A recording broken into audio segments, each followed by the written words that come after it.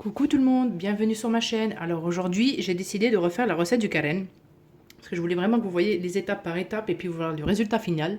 Comme je vais me répéter encore une fois, mais la dernière fois j'avais un four électrique, donc c'était vraiment une catastrophe. L'aspect, elle n'était pas pareil. Et là, je l'ai refait spécialement pour vous aujourd'hui.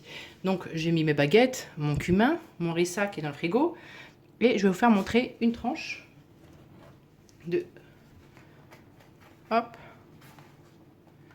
C'est vraiment une recette où vous trouverez vraiment du fondant. Tac. On va le faire petit à petit. C'est encore chaud, donc ça c'est un truc à manger vraiment chaud. Froid, on peut le manger froid, mais personnellement je préfère vraiment que ça soit chaud. Donc voilà. Hop. Regardez à l'intérieur comment c'est. Voilà, hop. Je vais faire un zoom à l'intérieur. Regardez. C'est vraiment un niveau flan. C'est ni trop compact, ni trop liquide. C'est super bon. Excusez-moi, je n'ai pas pu m'en empêcher de goûter. Et voilà. Donc là, vous avez vraiment la recette traditionnelle du carène. Et je vous dis, c'est parti pour la recette. Alors, c'est parti pour la recette. Alors, pour ça, il va nous falloir la farine de pois chiche. Donc, tac. Moi, j'ai acheté en Algérie celle-ci parce que je trouve qu'elle est beaucoup meilleure que celle en magasin.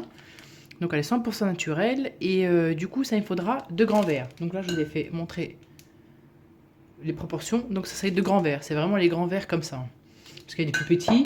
Il y aura un verre à huile, mais pas totalement plus grand. Donc ça veut dire, on va dire, les 3/4 du grand verre, parce que j'ai pas les mêmes verres. Il faudra 2 œufs, du cumin et du sel. Tac. Donc nous, on va commencer en premier avec les 2 verres de farine de pois chiche. Il faut savoir que j'ai recommencé la vidéo parce qu'à un moment donné, j'avais pas mon four déconné. Donc j'avais fait ça dans un four électrique et l'aspect, elle était pas top. Donc voilà, donc je prends mes 2 verres. Tac. 1.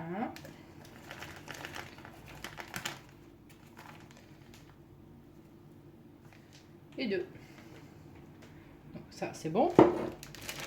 Ensuite, on va mettre nos œufs. Donc on va pas commencer tout de suite avec l'eau parce que sinon ça va faire des grumeaux. Tac. Voilà. Donc je vais commencer à touiller un tout petit peu au centre. Je vais mettre mon huile.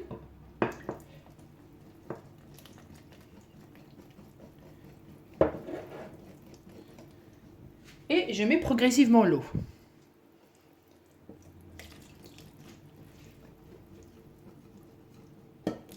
L'eau, j'ai mis 1 litre d'eau.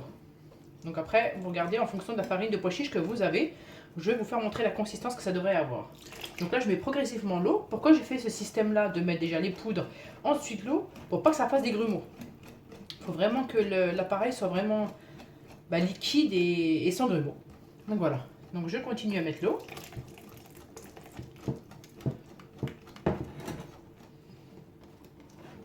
Et pour moi, c'est l'une des meilleures recettes parce qu'il faut savoir que j'en ai testé plusieurs sur YouTube. Et c'était toujours pareil, quoi. C'était un goût bizarre. Enfin, j'aimais pas trop.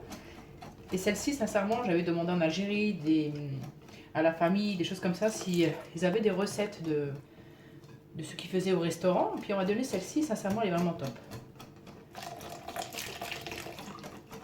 Ça commence à être de plus en plus liquide. Je finis mon litre d'eau.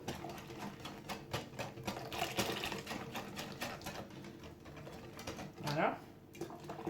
Hop.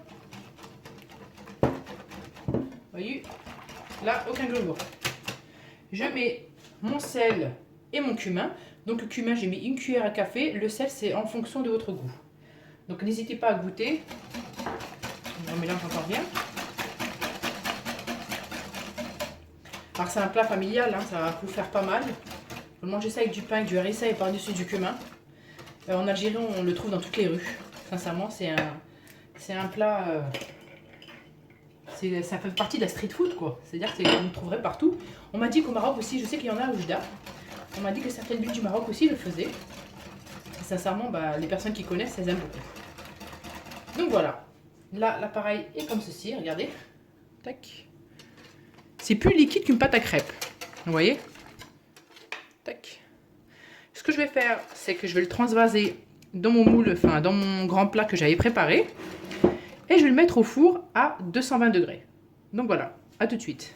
Le temps de nettoyer le plan de travail et de vous faire montrer. Alors voilà, j'ai préparé le plat. J'ai mis un tout petit peu d'huile et un petit du papier sulfurisé. Vous voyez, je ne suis pas très bonne découpeuse. Hein.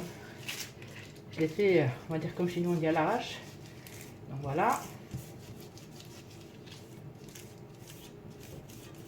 Ça ne devrait pas coller, mais dans cette agine là je me méfie parce que j'en ai un autre en métal qui est plus grand qui ne colle pas. Mais voilà, je préfère mettre quand même un tout petit peu d'huile. Une protection au fond pour que les parts elles se décollent rapidement quand je vais mettre mon pain. Donc voilà. Alors je mets ma préparation avant de la mettre, je retouille une dernière fois. Et sincèrement, vous allez refaire cette recette là et vous allez vous retrouver en arrière ou au pays. Et pour les personnes qui ne connaissent pas, vous allez vraiment aimer. Hop. Top. Ce que je vais faire, je vais rajouter un tout petit peu d'eau. Pas beaucoup. L'équivalent d'un grand verre d'eau.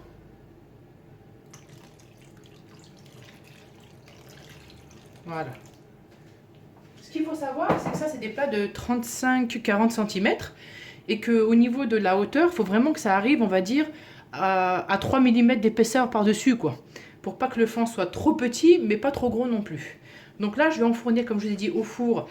Déjà, je commence par la partie en bas. Si vous avez en haut et en bas, c'est parfait. Donc, je vais commencer en bas à 220 degrés.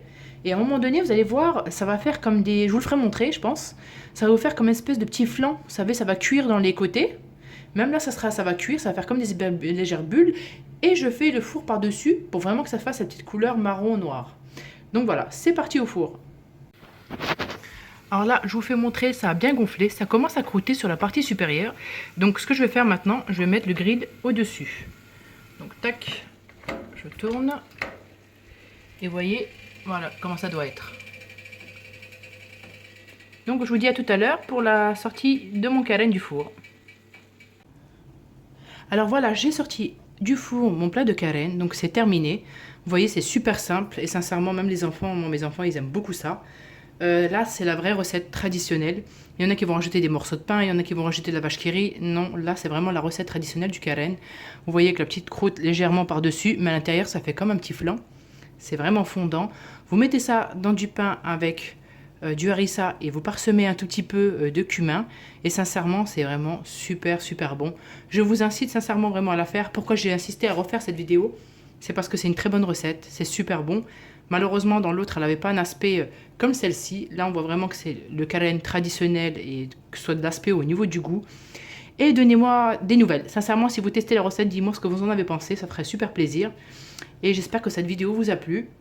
Je vous dis à très bientôt pour d'autres recettes. N'hésitez pas à vous abonner. N'hésitez pas à mettre un pouce bleu. Comme je dis toujours, ça fait toujours plaisir. Et puis, ça me donnera de la force pour faire d'autres vidéos. Je vous dis à très bientôt. Bye bye.